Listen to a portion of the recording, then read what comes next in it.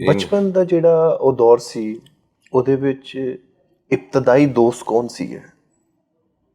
ਇਹ ਜਦੋਂ ਪਤੰਗਬਾਜ਼ੀ ਹੁੰਦੀ ਸੀ, ਕੋਠੇ ਡੱਬਦੇ ਸੀ, ਉਹ ਮਹੱਲੇ ਦੇ ਸਨ ਸਾਰੇ। ਤੇ ਉਹ ਦੋਸਤ ਹੈ ਨੇ ਅੱਜ ਤੱਕ ਨਾਲ? ਹਾਂਜੀ, ਨਾਲ ਤਾਂ ਨਹੀਂ ਹੈਗੇ, ਲੇਕਿਨ ਇਹ ਕੋਈ ਦੋਸਤ ਨਹੀਂ ਹਨ ਕਿ ਉਹ ਸਾਰੇ ਉਹ ਗੁਜਰਨ ਵਾਲੇ ਹੈ। ਮੈਂ ਚੁੱਕੇ ਹੁਣ ਗੁਜਰਨ ਵਾਲੇ ਛੱਡ ਆਇਆ ਵਾਂ, ਲੇਕਿਨ ਉਹ ਸਾਰੇ ਉੱਥੇ ਹੀ ਨੇ। ਬਿੱਲੂ, ਲਾਲੋ, ਨੰਨਾ, ਹੈ ਜੀ, ਪੱਪੂ, ਕਾਲੂ, ਇਹ ਸਾਰੇ ਉਹ ਹੀ ਨੇ, ਇਹ ਸਾਰੇ ਉੱਥੇ ਹੀ ਨੇ। ਕੈਸੀ ਅਪਣਾਈਅਤ ਹੈ ਇਹਨਾਂ ਨਾਮਾਂ ਦੇ ਵਿੱਚ? ਤੁਸੀਂ ਆਪ ਦੇਖ ਲਓ ਕਿ ਅਸੀਂ ਕੀ ਲੱਗ ਰਿਹਾ ਤੁਹਾਨੂੰ ਕਿ ਵੀ ਬਿੱਲੂ, ਕਾਲੂ, ਪੱਪੂ, ਨੰਨਾ, ਲਾਲੋ, ਅਹਿਮਦ, ਇਹ ਇੰਝ ਲੱਗ ਰਿਹਾ ਜਿਵੇਂ ਤੁਸੀਂ ਆਪਣੇ ਕਜ਼ਨਾਂ ਦੇ ਨਾਂ ਲੈ ਰਹੇ ਹੋ। ਹਾਲਾਂਕਿ ਮੈਨੂੰ ਮਿਲੇ ਮੈਨੂੰ ਕਿੰਨੇ ਸਾਲ ਹੋ ਗਏ ਨੇ। ਬਾਈ ਚਾਂਸ ਨਾ ਕਦੀ ਡਰਾਮਾ ਕਰਨ ਗਿਆ ਗੁਜਰਾਂ ਤੇ ਆ ਗਿਆ, ਵੈਸੇ ਤਾਂ ਹੁਣ ਜਾਇਆ ਨਹੀਂ ਜਾਂਦਾ, ਲੇਕਿਨ ਉਹ ਅੱਜ ਤੱਕ ਦੋਸਤ ਹੀ ਨੇ ਸਾਰੇ, ਯਾਰ ਦੋਸਤ।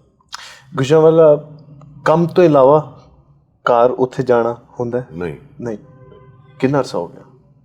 ਬਹੁਤ, ਜਿਹੜੀ ਡਰਾਮਾ ਕਰਨ ਜਾਂਦਾ ਰਹਿੰਦਾ ਵਾ, ਗੁਜਰਾਂ ਨੇ ਥੀਏਟਰ ਕਰਨ ਜਾਂਦਾ ਰਹਿੰਦਾ, ਉਹ ਚੱਕਰ ਲੱਗਦਾ ਰਹਿੰਦਾ। ਲੇਕਿਨ ਉਹ ਜਿਹੜਾ ਟਿਪੀਕਲ ਆਪਣਾ ਮਹੱਲਾ ਹੈ, ਕਿਉਂਕਿ ਸਾਡੀ ਟਾਈਮਿੰਗ ਐਸੀ ਹੈ ਡਰਾਮੇ ਦੀ, ਅਸੀਂ ਰਾਤ ਨੂੰ ਉੱਥੇ ਜਾਣਾ ਹੁੰਦਾ, 9-10 ਵਜੇ ਪਹੁੰਚਣਾ ਹੁੰਦਾ, 1-1.5 ਵਜੇ ਡਰਾਮਾ ਮੁੱਕਿਆ ਤੇ ਫਿਰ ਘਰ ਆ ਕੇ ਵਾਪਸ ਲਾਹੌਰ ਆ ਗਿਆ। ਠੀਕ ਹੈ, ਜੇ ਤੇ ਕਿਧਰੇ ਜਲਦੀ ਚਲੇ ਗਿਆ ਤੇ ਫਿਰ ਚੱਕਰ ਲੱਗ ਗਿਆ, ਜਾਂ ਕਬਰਸਤਾਨ ਵਗੈਰਾ ਜਾਣਾ ਕਿਸੇ ਲਈ ਸਪੈਸ਼ਲੀ ਕਿ ਬਈ ਅੱਜ ਜਾਣਾ ਉੱਥੇ, ਤੇ ਉਹ ਚੱਕਰ ਲੱਗ ਗਿਆ।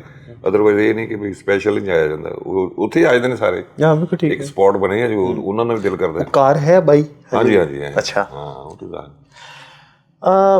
ਕਦੋਂ ਪੜ੍ਹਾਈ ਵਿੱਚ ਕੈਸੇ ਸੀਗੇ ਤੁਸੀਂ?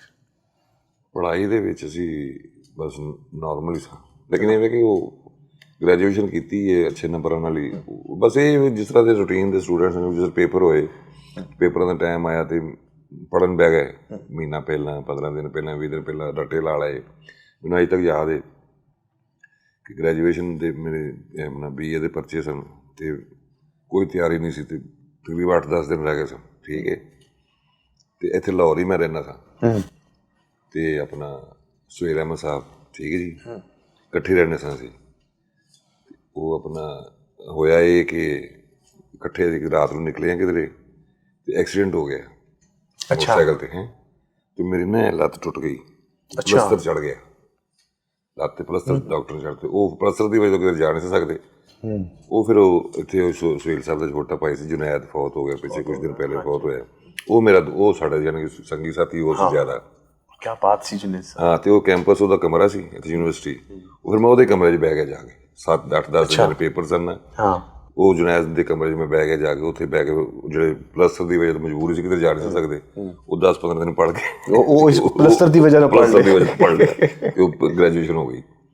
ਉਹ ਅਸਲ ਜੁਨੈਦ ਸਾਹਿਬ ਨੇ ਉਹ ਕਹਿੰਦਾ ਰਹਿੰਦਾ ਸੀ, ਜੁਨੈਦ ਹੀ ਕਹਿੰਦਾ ਰਹਿੰਦਾ ਸੀ, ਉਹ ਪੜ੍ਹ ਲਓ, ਉਹ ਕੀ ਕਰਦੇ ਹੋ, ਉਹ ਛੱਡੋ ਕਿ ਇਹ ਕੰਮ ਤੋਂ ਇੱਧਰ ਰਹਿਣਗੇ, ਇੱਧਰ ਆਓ ਸਟੱਡੀ ਕਰੋ। ਯਾਨੀ ਕਿ ਉਹ ਸਾਡੇ ਮਗਰ ਚੜ੍ਹੇ ਹੁੰਦਾ ਸੀ ਕਿ ਚਲੋ ਪੜ੍ਹਾਈ ਕਰੋ। ਉਹ ਅੱਲਾ ਨੂੰ ਵੀ ਪਲਸਤਰ ਚੜ੍ਹ ਗਿਆ, ਅਤੇ ਫਿਰ ਉਹਦੇ ਕਮਰੇ 'ਚ ਬਹਿ ਗਿਆ। ਉਹ ਫਿਰ ਨਾਲ ਸਾਨੂੰ ਗਾਈਡ ਵੀ ਕਰਦਾ ਸੀ।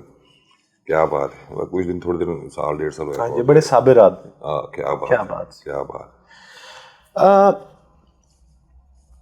ਤੁਸੀਂ ਸੁਹੇਲ ਸਾਹਿਬ ਵੀ ਗੁਜਰਾਂਵਾਲਾ ਤੋਂ, ਤੁਸੀਂ ਵੀ ਗੁਜਰਾਂਵਾਲਾ ਤੋਂ, ਤੁਹਾਡਾ ਤਾਲੁਕ ਕਿਹੜੀ ਏਜ ਵਿੱਚ ਬਣਿਆ ਇੱਕ ਦੂਜੇ ਦੇ ਨਾਲ? ਸਾਡਾ ਤਾਲੁਕ ਬਣਿਆ ਜੀ ਤਕਰੀਬਨ 1988-1990 'ਚ। ਅੱਛਾ। ਵੈਸੇ ਤਾਂ ਉਹ ਸੁਹੇਲ ਸਾਹਿਬ ਜਿਹੜੇ ਸਨ ਅਸੀਂ ਕਾਲਜ ਫੈਲੋ ਸਨ, ਸਾਡੇ ਤੋਂ 1-2 ਸਾਲ ਸੀਨੀਅਰ ਸਨ। ਠੀਕ ਹੈ ਜੀ, ਲੇਕਿਨ ਜੋ ਕਿ ਡਰਾਮਾ ਦੇ ਵਿੱਚ ਸ਼ੌਕ ਸੀ, ਇੱਥੇ ਮੁਲਾਕਾਤ ਹੋਈ, ਜ਼ਿਆਦਾ ਮੁਲਾਕਾਤਾਂ ਇੱਥੇ ਹੋਣੀਆਂ ਸ਼ੁਰੂ ਹੋ ਗਈਆਂ। ਇੱਥੇ ਉਹ ਵੀ ਉਹਨਾਂ ਦਿਨ ਜੋ ਵੀ ਸਟਰਗਲ ਸੀ ਸਾਨੂੰ। ਠੀਕ ਹੈ ਜੀ, ਕੁਛ ਵੀ ਨਹੀਂ ਸੀ, ਕੋਈ ਜਾਣਦਾ ਨਹੀਂ ਸੀ, ਕੋਈ ਪਤਾ ਨਹੀਂ ਸੀ ਕਿ ਸੁਹੇਲ ਅਹਿਮਦ ਕੌਣ ਹੈ ਅਤੇ ਕੀ ਹੈ। ਅਤੇ ਸਾਡਾ ਵੀ, ਅਸੀਂ ਵੀ ਇਕੱਠੇ ਆਉਣਾ, ਗੁਜਰਾਂਵਾਲੇ ਨੂੰ ਆਉਣਾ, ਇੱਥੇ ਆ ਕੇ ਐਵੇਂ ਫਿਰਨਾ ਟੁਰਨਾ ਜੀ, ਉਹ ਸਾਡਾ ਪੀਰੀਅਡ ਕੱਟ ਜਾਣੀ ਕਿ ਉਹ ਫਿਰ ਉਹ ਤਕਰੀਬਨ ਕਾਫੀ ਦੇਰ ਹੋ ਗਈ, 25 ਸਾਲ ਹੋ ਗਏ ਨੇ ਸਾਨੂੰ ਇਸ ਗੱਲ ਨੂੰ, 25-30 ਸਾਲ ਹੋ ਗਏ ਨੇ, ਜਾਣੀ ਕਿ ਉਹ ਫਿਰਦੇ ਟੁਰਦੇ। ਅੱਲਾ ਨੇ ਫਿਰ ਸਭ ਨੂੰ ਫਿਰ ਸਿਸਟਮ ਹੀ ਹੋਰ ਬਣ ਗਿਆ। ਬਸ ਉਹ ਇਹ ਕਿ ਉਹ ਇਕੱਠੇ ਹੀ ਬੱਬੂ ਬਰਾੜ ਸਾਹਿਬ, ਅੱਲਾ ਜਨਮ ਨਸੀਬ ਕਰੇ, ਉਹ ਸੰਗੀ ਸਨ, ਗਰੁੱਪ ਸੀ ਮਸਤਾਨਾ ਸਾਹਿਬ, ਅੱਲਾ ਜਨਮ ਨਸੀਬ ਕਰੇ। ਠੀਕ ਹੈ ਜੀ, ਇਹ ਮੇਰੀ ਸੰਗਤ ਸੀ, ਸੁਹੇਲ ਸਾਹਿਬ, ਠੀਕ ਹੈ ਜੀ, ਇਹ ਸਾਰੇ ਗੁਜਰਾਂਵਾਲੇ ਦੇ ਸਨ। ਠੀਕ ਹੈ ਜੀ, ਬੱਬੂ ਬਰਾੜ ਸਾਹਿਬ ਪਿੰਡੀ, ਇਹਨਾਂ ਦਾ ਕੋਈ ਗਰੁੱਪ ਸੀ, ਮਿਊਜ਼ੀਕਲ ਗਰੁੱਪ। ਠੀਕ ਹੈ ਜੀ, ਬਾਲਮ ਆਰਟ ਗਰੁੱਪ ਇਸ ਤਰ੍ਹਾਂ, ਯਾਨੀ ਕਿ। ਅਤੇ ਮੈਨੂੰ ਯਾਦ ਹੈ ਮੈਂ ਇੱਥੇ ਅਲਮਰਾ ਦੇ ਵਿੱਚ ਡਰਾਮੇ ਦਾ ਅਸਿਸਟੈਂਟ ਡਾਇਰੈਕਟਰ ਹੁੰਦਾ ਸਾਂ। ਯਾਨੀ ਕਿ ਮੈਂ ਜਦੋਂ ਆਪਣਾ ਸ਼ੁਰੂ ਕੀਤਾ ਨਾ ਕੈਰੀਅਰ, ਤੇ ਮੈਂ ਐਜ਼ ਐਨ ਡਾਇਰੈਕਟਰ ਸ਼ੁਰੂ ਕੀਤਾ, ਐਜ਼ ਐਨ ਐਕਟਰ ਨਹੀਂ। ਬਿਲਕੁਲ ਠੀਕ।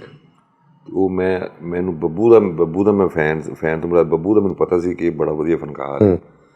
ਫਿਰ ਮੈਂ ਪਿੰਡੀ ਗਿਆ ਬੱਬੂ ਨੂੰ ਕਹਿਣ ਕਿ ਆ ਜਾ ਚੱਲੀਏ ਲਾਹੌਰ। ਮੈਂ ਆ ਗਿਆ ਉੱਥੇ, ਸੁਹੇਲ ਸਾਹਿਬ ਵੀ ਆ ਗਏ ਨੇ, ਮਸਤਾਨਾ ਸਾਹਿਬ ਵੀ ਆ ਜਾਣ, ਸਾਰੇ ਉੱਥੇ ਇਕੱਠੇ ਹੁੰਦੇ ਆ, ਉੱਥੇ ਕੰਮ ਸ਼ੁਰੂ ਕਰੀਏ, ਕੰਮ ਡਰਾਮਿਆਂ ਡਰੂਮਿਆਂ ਵਾਲਾ। ਉਹ ਲੈ ਕੇ ਆਏ ਬੱਬੂ ਨੂੰ। ਫਿਰ ਹੌਲੀ ਹੌਲੀ ਸਾਰੇ ਸਟਾਰ ਬਣਦੇ ਗਏ ਸਾਰਿਆਂ ਦੇ, ਯਾਨੀ ਕਿ ਉਹ ਖੁੱਲ੍ਹ ਗਈ ਕੰਮ, ਫਿਰ ਮੈਂ ਮਜ਼ੇ ਆ ਗਏ।